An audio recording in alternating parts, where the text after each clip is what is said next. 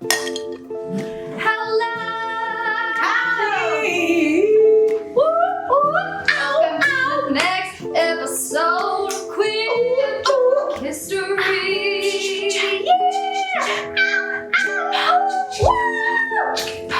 We've had some drinks. Baby. What's going on? Welcome back, y'all. We are nearing the end of our Queer Drunk History series, and That we are. It's bittersweet because we've been having so much fun. Yeah.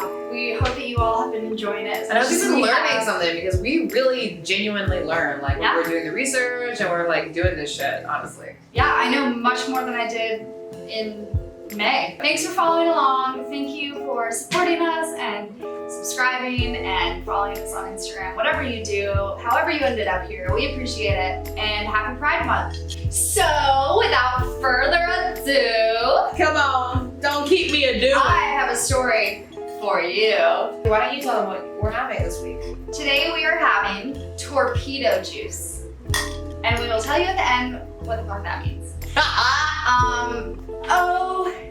All right, I am ready to learn. Tell me about our second to last queer historical figure. Today I'm telling you about Margaret mom, Jessie Chung, who was born in Santa Barbara, California in 1889. Her parents had immigrated from China as young children, and Margaret was intent on becoming a medical missionary to China.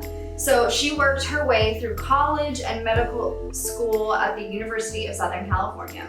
As a medical student, Chung wore masculine clothing and referred to herself as Mike. Sexy. I know, right? That is hot. It is hot. That is hot. At the time, she was 26 years old and the only woman and only person of color in her entire graduating class. So, Gosh, no pressure. I know. All right, so she's in college. She's the only woman of color. Well, let she alone just person of graduated. color. Oh, she graduated. Yeah. Margaret Chung works as a surgical nurse and then as an intern and medical resident in Chicago. Margaret Chung was the first Chinese American woman to become a doctor. In 1922, she opens a clinic specifically for women in Chinatown, but many Chinatown residents are wary of her because not only is she trying to bring Western medicine in, she's also a single woman. Oh, God forbid. Rumors then circulated that she was a lesbian. Okay, so Margaret starts a private practice in Chinatown, ministering to the Private practice. She eventually moves back to California to be closer to family, and then she opens a private practice ministering to the actors and musicians of the growing Hollywood Ooh. entertainment industry.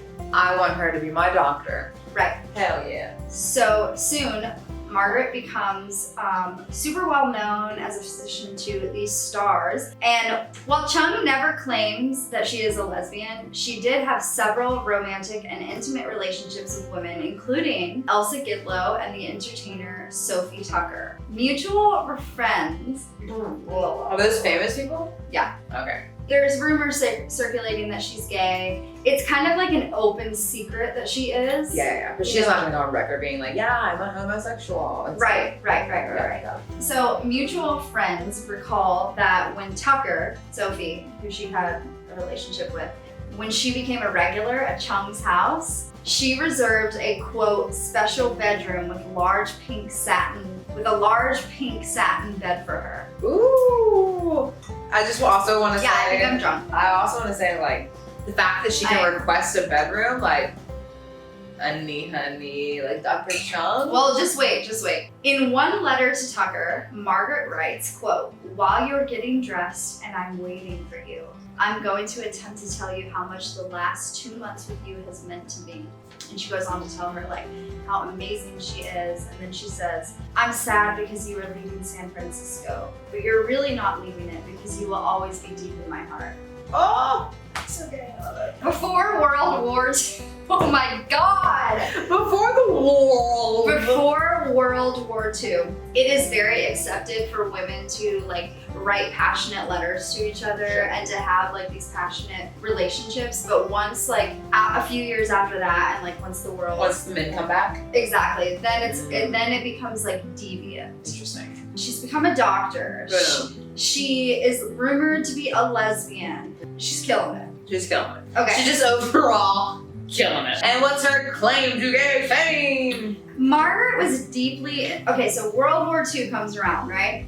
Margaret is living in California, and she is deeply involved in the war effort in several ways, most notably for her, quote, fair-haired bastard sons. So on September 22nd, 1940, the San Antonio Light reports that Margaret Chung was, quote, mother, you're gonna love this, is, quote, mother to over 466 sons. Aww. What initially began as a joke among Margaret's small circle of surrogate sons in California would grow into a kingship network that would include hundreds and eventually thousands of men. And eventually daughters, but mostly men. Sure. Because, Soldiers. you know, it's soldiers.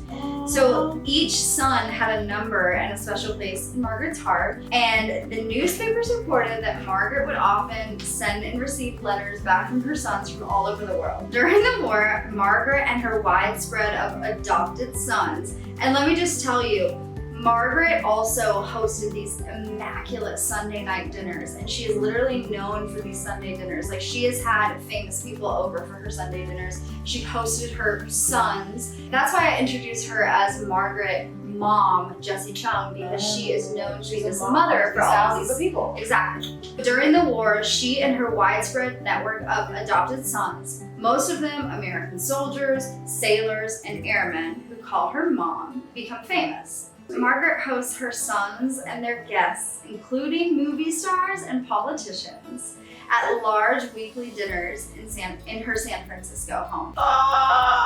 It just gets better. So because of this, she becomes extremely influential. She becomes super well known. And in 1942, Margaret applies to be a part of the Navy, but she gets rejected because of her Chinese ancestry. So, never one to give up easily, Margaret's like, all right, sons. Band together? Let's go, let's band together. Band of brothers? She calls on them to create and ultimately pass legislation called WAVES, which is the acronym for Women Accepted for Volunteer Emergency Service. And it becomes the women's branch of the United States Naval Reserve. Oh my God. That's what it ultimately becomes? Yes. Holy shit. So basically, had Margaret not existed, like, that would never have come to be.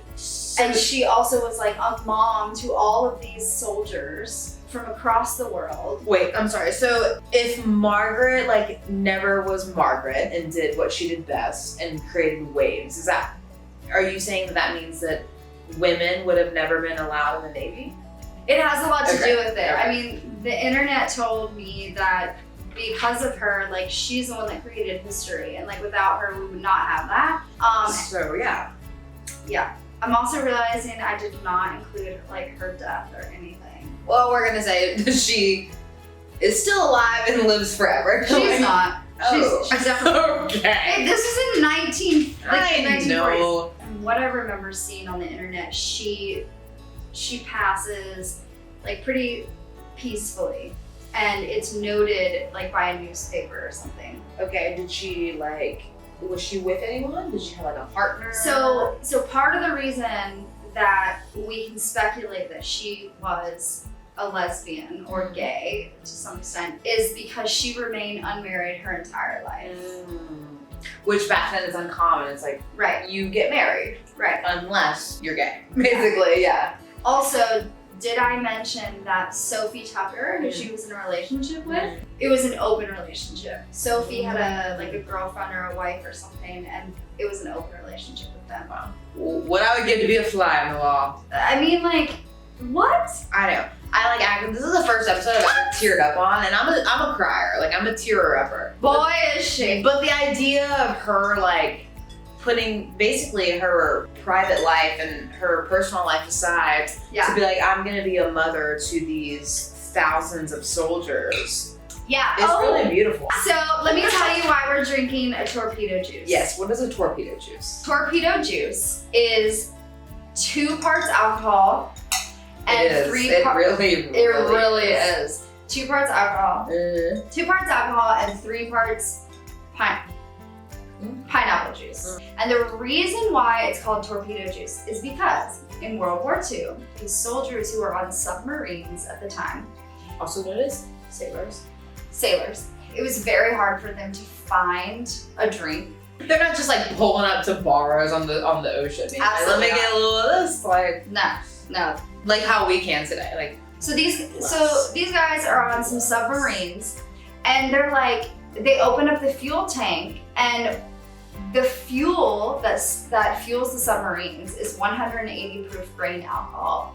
So they're like, let me try a bit of this. They take the fuel from the submarines and they mix it with pineapple juice. So that is why it's called torpedo juice, because this was the drink of sailors during World War II. And it's funny because in my research, I found that they didn't want to tell like other people that they were taking the fuel from the submarines to drink it, because then like there would be no fuel. Then you shit out of luck. It's like we're all They're drunk, drinking it, but we have no more fuel to go forward. well, yeah, we're fucked, but at least we're drunk. That is so cool. So that's called torpedo juice because that's the fuel that they use to launch their torpedoes. Right. That is so cool. So that is my story about Margaret Jessie Chung, also known as story. Mom or Mother. Good story, babe. She's super cute and yeah, like just like an all-around hero. Like she genuinely like lived her life without thinking about anyone but the other people around her, you know?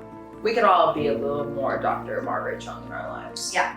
Cheers to Dr. Margaret Chung and your work. That's sick. That's right. Cheers to Margaret Chung, and cheers to Pride Month.